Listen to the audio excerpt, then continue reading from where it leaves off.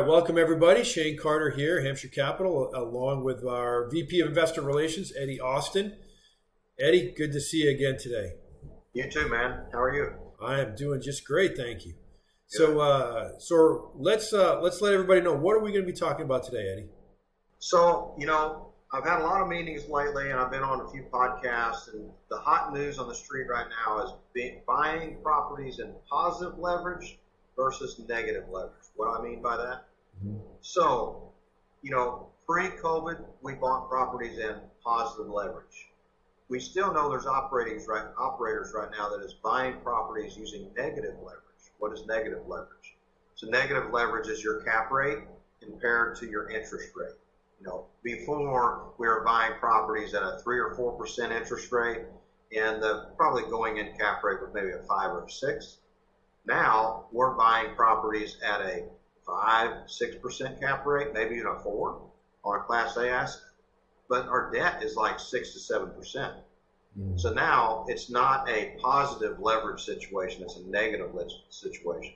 So a lot of operators are still buying, with the hopes of the cap rate is going to expand due to the fact over the top of that interest rate, because they're pushing the rents at a 10% market growth instead of a 3 to 4% market growth.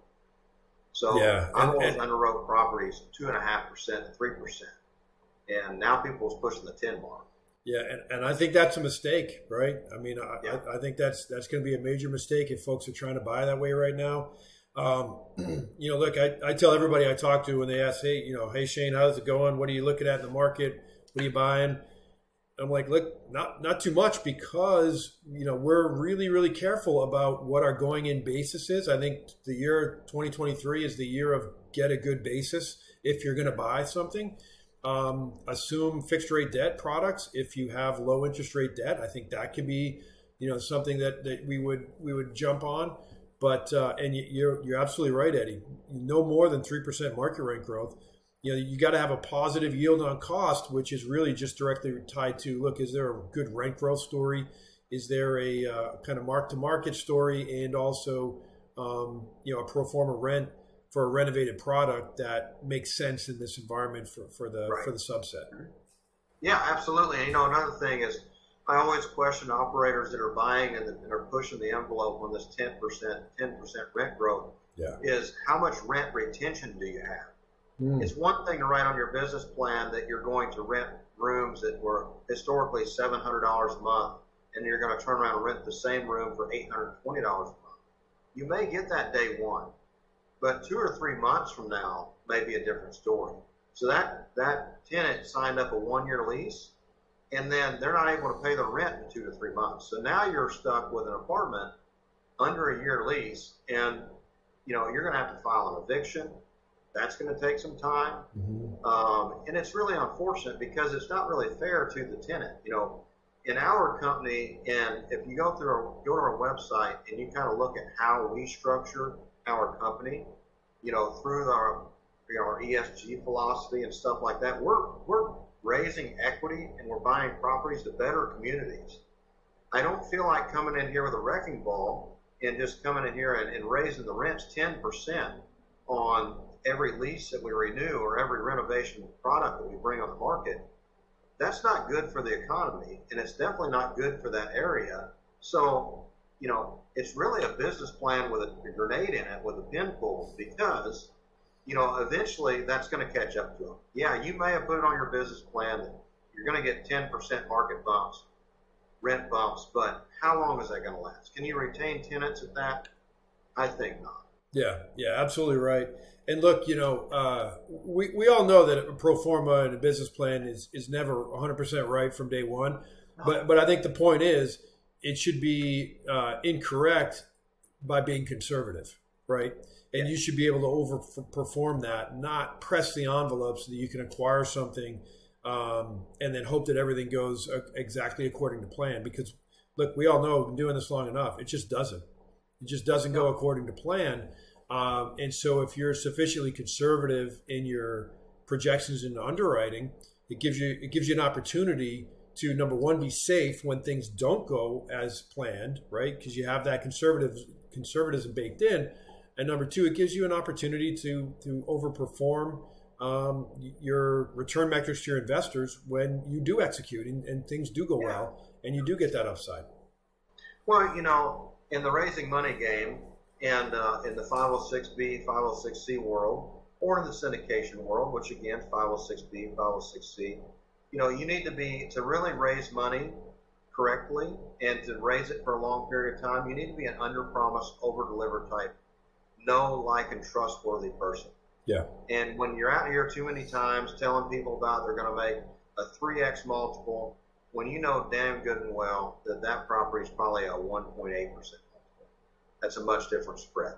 Yeah. So when the things go sideways, if we told our people that we're going to do a 1.9 multiple on the returns, and then we're giving them about a 2.5, that's a happy customer.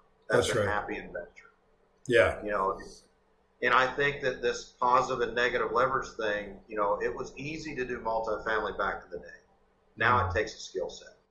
Right. So, yeah. No, look, this correction is sort of a back to basics, right? It's back to an operations business and not relying upon just regular organic market rent growth to make you look like a superstar when you really didn't do anything, right? Those days are over, and now it's time to separate the the performers from the non-performers, and understand that executing and running the business as an actual asset management business is what's going to separate you from the pack at this point.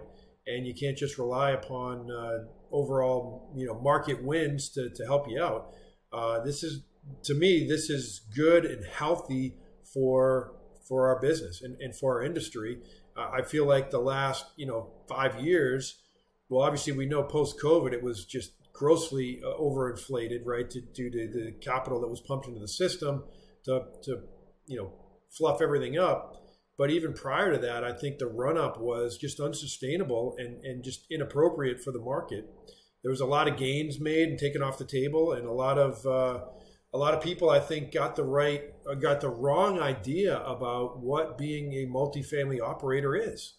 And so now this is, I think, going to be an important next segment of our industry to show who are actual operators and not just folks in a sailboat that are catching the right wind. Right. Well, I kind of think about that. This is kind of what this looks like.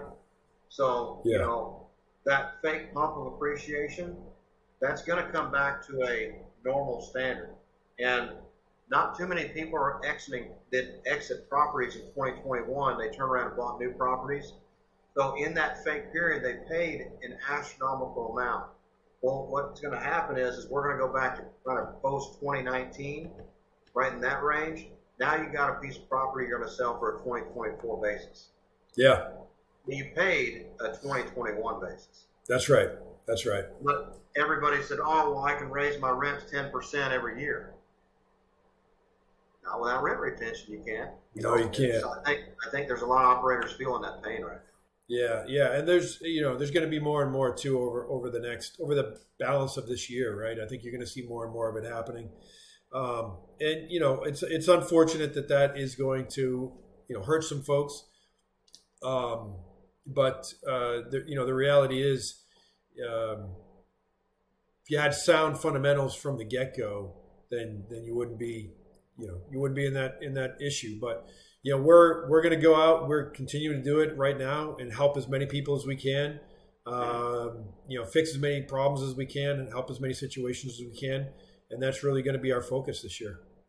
Absolutely. Yeah. I mean, it's all about, I'm excited about these times because there's going to be things we're going to fail on, or there's going to be things that they're going to scare us a little bit, but we're going to learn from that. And then we're going to build systems around it that help us win even in this situation. So after all this is over, we're going to be a solid and sound company.